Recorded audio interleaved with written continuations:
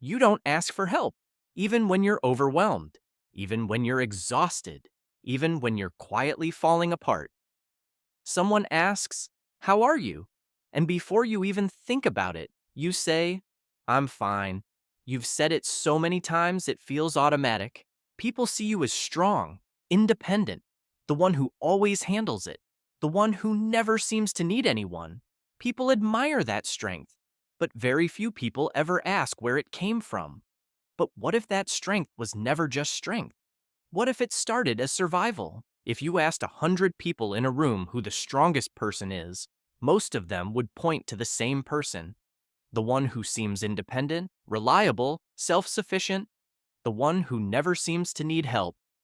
But no one realizes where that comes from. And the fact that you do everything alone is rarely just a personality trait. Most of the time, it's a survival mechanism you once taught yourself. A child is completely dependent on closeness, on safety, on an adult who says, "I'm here. You can lean on me. I'll carry this with you." A child cannot regulate their emotions alone. They need co-regulation. But what if a parent is temporarily not emotionally available? Not because they don't want to be, but because they're grieving, or overwhelmed, or carrying their own loss, or depressed, or emotionally exhausted. A young child picks up on that energy immediately.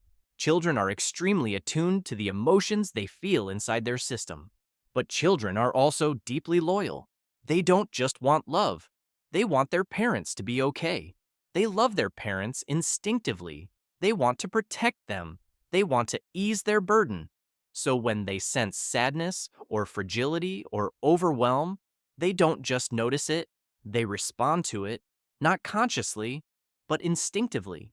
They don't want to add more stress. They don't want to cause more pain. They don't want to become another problem. And from that loyalty, from that love, a survival decision forms. Not rational, not in words, but in the body. I have to be okay, or I'm always fine. I can't make this harder than it already is. I can't add more weight to what my parents are already carrying. That survival mechanism turns into behavior. The child starts regulating themselves, starts doing things independently, starts carrying responsibility early. Not because they are simply the good or easy child, but because they learn doing it myself is safer. Solving it myself creates less tension. They become very independent, and it looks like strength. But underneath that independence is adaptation. What you learn as a child inside a dependent system becomes your way of being. I'm just independent. I don't need anyone. I'll handle it. But often, that isn't identity. It's an old safety system that is still running. Later in life, the pattern repeats in relationships. If you're the one who is always strong, always the listener, always available, always stable, people naturally assume they're fine. They don't need help. Not because they don't care, but because you've never shown anything different. Not with awareness, but out of habit. And you haven't shown that you need anything either. So how would anyone know? And yet, at some point, something begins to ache, a quiet exhaustion, a subtle loneliness, a longing to be held for once, and then confusion appears. Why does no one see me? But your system has been signaling for years. I've got it. I'm fine. Underneath that, there is often distrust. If I do it myself, I know it gets done. If I handle it, no one can disappoint me. Letting someone else help means giving up control. And giving up control feels unsafe if you never learned that someone else would stay. That distrust isn't always conscious. It lives in the body, and then it happens in real time. Someone asks, "How are you?" And automatically you say, "I'm good."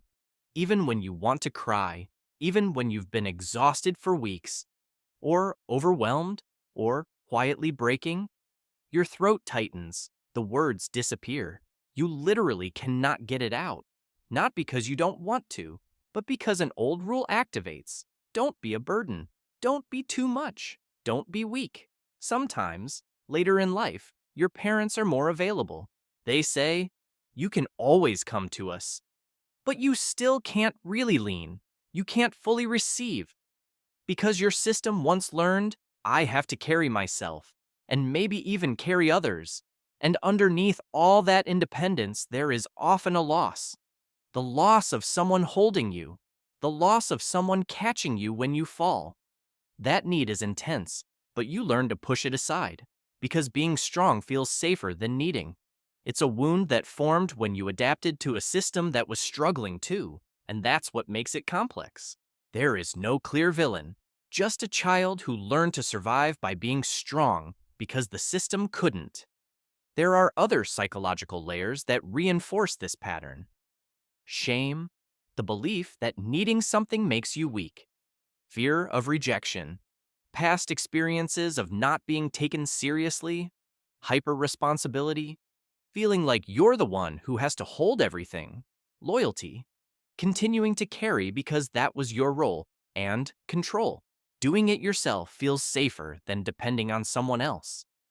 Healing begins with acknowledgement, acknowledging that this once made sense, that this was not a character flaw, that this was a smart adaptation, and maybe also by gently naming it to someone you trust. Letting a friend know that asking for help is hard for you.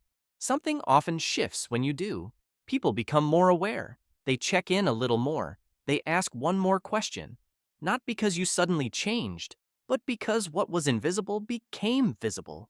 Maybe it doesn't start with full vulnerability. Maybe it starts with one sentence that is slightly more honest than, I'm fine. I've actually been pretty tired. Or, it's been a lot lately. Small openings, small shifts. Asking for help does not make you weak. It asks you to do something that once felt dangerous, to soften, to lean, to let yourself be seen. And maybe that's the real shift. Not becoming dependent, not becoming fragile, but allowing yourself to stop performing strength. Because you were never meant to carry everything alone. And the moment someone finally sees the weight you've been carrying, something inside you can finally begin to soften. And the moment you allow yourself to need is the moment you begin to heal. And even that moment is only the beginning. Because allowing yourself to need is one step. Learning to receive is another. For many people, asking for help is already difficult. But letting someone actually show up, letting someone care, letting someone stay present with what you're carrying can feel even harder. Not because you don't want support, but because receiving it means lowering a guard that has protected you for a very long time. And that takes courage, real courage, because strength is not only found in the ability to endure. Sometimes it's found in something much quieter, in allowing someone to sit beside you while you carry something heavy, not fixing it, not taking it away, just reminding you that you were never meant to carry it alone. That sometimes the strongest thing a person can do is simply allow someone to stay.